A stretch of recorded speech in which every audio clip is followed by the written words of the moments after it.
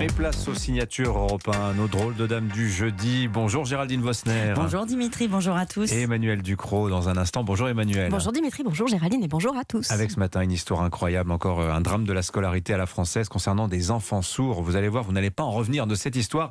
Soyez là, c'est dans 3 minutes. Mais d'abord Géraldine, vous nous parlez ce matin de l'échec cuisant des politiques d'excellence française. Oui, parce qu'on peut ressentir un léger agacement à entendre nos politiques gloser sur l'excellence française, un peu comme des enfants qui se racontent une fable au moment même où nos fondations craquent de partout. Crise de l'énergie, de l'alimentation, de la dette, et on les voit courir d'un événement à l'autre.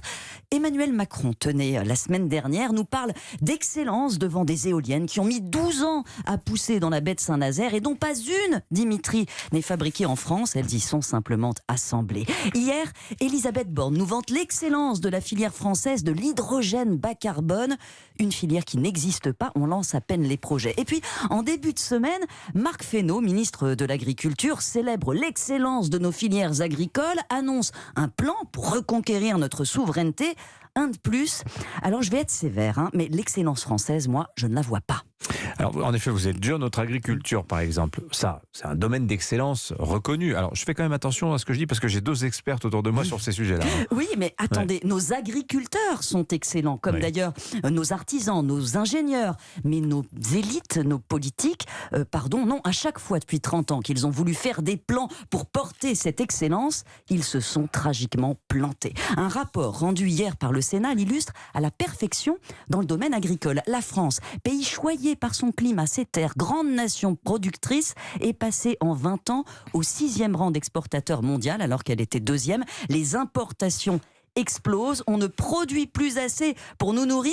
La décroissance finalement dont personne ne veut mais dont tout le monde parle, on est en train de la faire sans le faire exprès, quasiment par bêtise. Ça n'était pas l'objectif, la décroissance. Non, mais nos politiques ont voulu l'excellence. Quand les marchés se sont ouverts, que la mondialisation a mis les pays en concurrence, on s'est aperçu que notre modèle était coûteux. Mais plutôt que de le réformer, de réduire nos charges, notre fiscalité, nos élites ont dit non, la solution c'est de monter en gamme, de produire mieux que les autres, comme ça on vendra plus cher. On a augmenté les contraintes, alourdi toutes les normes européennes. Un exemple, l'Europe autorise 450 pesticides, la France c'est 310. Résultat, les rendements ont baissé, les coûts se sont envolés, la pomme qu'on exportait en masse, on l'importe maintenant, notre production a baissé de moitié. Alors elle est excellente cette pomme, mais elle se vend pas parce qu'elle coûte 1/3 plus cher que la pomme allemande, 2 fois plus cher que la pomme polonaise qui inonde notre marché. On a fait pareil avec la tomate, le poulet, tout un tas de produits.